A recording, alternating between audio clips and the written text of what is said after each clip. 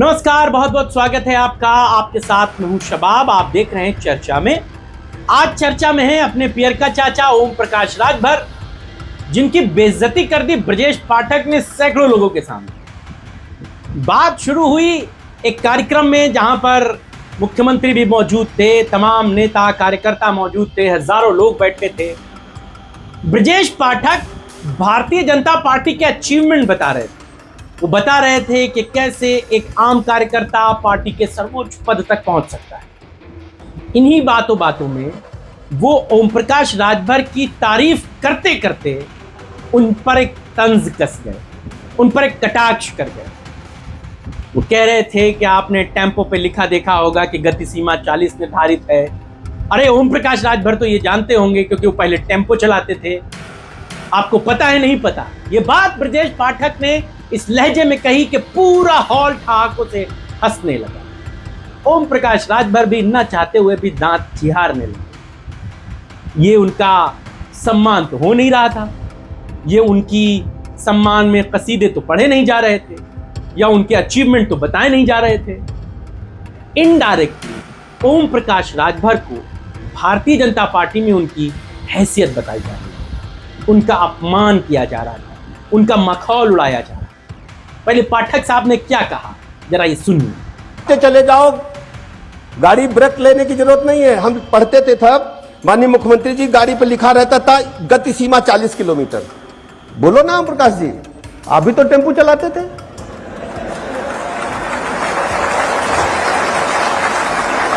आप सबको पता है कि नहीं पता है? ओम प्रकाश जी पहले ऑटो चलाते थे। पूछिए, ये लोकतंत्र है।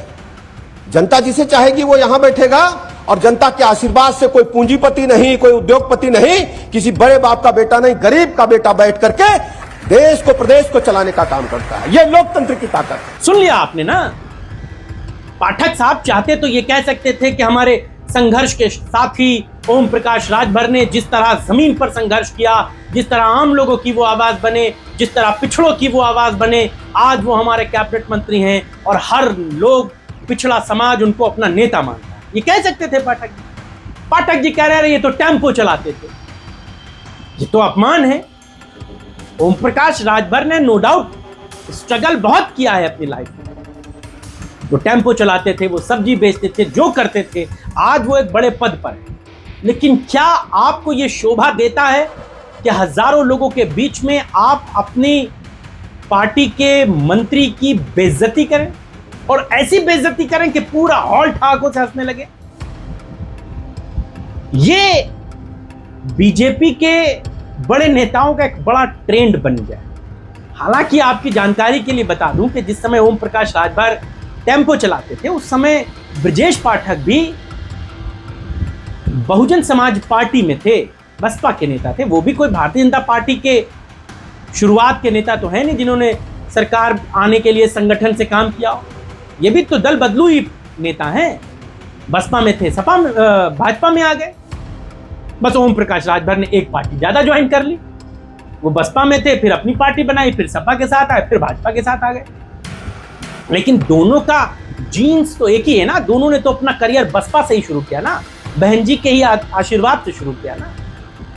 तो ब्रजेश पाठक क्या ओम प्रकाश राजभर को नसीहत दे रहे थे? बड़ी बेइज्जती, बड़ी खींच की बात थी। हालांकि ओम प्रकाश राजभर ने कोई रिएक्ट नहीं किया, लेकिन अंदर ही अंदर वो बिल्कुल कुड़ गए इस मामले को लेकर। और ये कोई पहला मौका नहीं है। इससे पहले भी एक बार ब्रजेश पाठक लोकसभा चुनावों के दौरान मऊ गए थे। ओम प्रकाश राजभर के बेटे वहां से चुनाव लड़ने वाले थे। जब वो समाजवादी पार्टी के साथ गठबंधन में थे ओम प्रकाश राजभर, तो अरविंद राजभर ने वहीं पर लोगों को तमाम बातें कही थी। कहा तो ओम प्रकाश राजभर ने भी बहुत कुछ था, मुख्यमंत्री को, योगी जी को और तमाम लोगों को। लेकिन सारे लोगों के बीच में ब्रजेश पाठक ने अरविंद राजभर, जो ओम प्रकाश राजभर के बड़े बेटे हैं, उनसे नाक रगड़ के माफी मंगवा दी थी सैकड़ों लोगों के सामने। पूरा हॉल ठहाकों से हंस रहा था। यह अचीवमेंट नहीं था अरविंद राजभर का, यह मजाक बनाया गया था उनका उतने लोगों के बीच में। माफी मंगवाने का एक तरीका, एक सलीका होता, लेकिन जिस तरह वो पहले माफी मांग रहे थे। आपने वो वीडियो देखा नहीं देखा? अखिलेश यादव ने भी उसे ट्वीट किया। पहले वो वीडियो देखिए, फिर आगे हम लोग बताएंगे। और हम फिर गए, ठीक है ना? ठीक है, बोलो ठीक है ना? ठीक है ना? तो सब लोग आशीर्वाद आएंगे।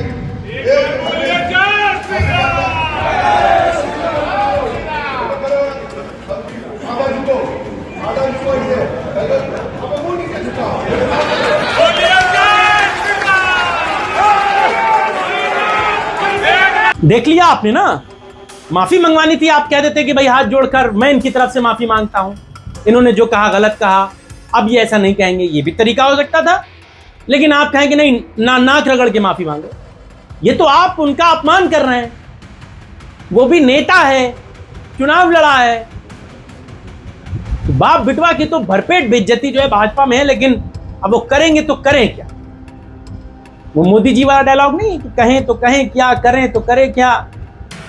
तो अब यही मुश्किलें जो हैं वो राजभर एंड कंपनी की हैं। एक तरफ बेटे की बेइज्जती हो रही है, तब भी कुछ नहीं कर पाए। अब खुद की बेइज्जती हो रही है, तब भी कुछ नहीं कर पाएंगे। अपमान का घूंट पिएंगे और भाजपा में चलेंगे। कोई कुछ कह ले, टेम्पो चलाते थे, कोई कुछ करा ले, नाक रगड़ के माफी भी मांग लेंगे, लेकिन करेंगे, चलेंगे। अब भाजपा छोड़ के कहां जाएंगे? अभी तो चुनाव आने वाला है। अब जब अखिलेश यादव सत्ता में आते दिखेंगे तो सोचा जाएगा, लेकिन अभी तो यहीं रहना है। तो पानी में रह के मगर से बैर तो लिया नहीं जा सकता। मगर जो कहेगा वो करना पड़ेगा। ब्रजेश पाठक बेइज्जती कर रहे हैं तो बेइज्जती तो सुन ली जाएगी। आप इस पर क्या सोच रहे हैं? ब्रजेश पाठक के तंज पर, उनकी इस बात पर बताइएगा। आपके राय और विचारों का इंतजार है। फिलहाल इतना।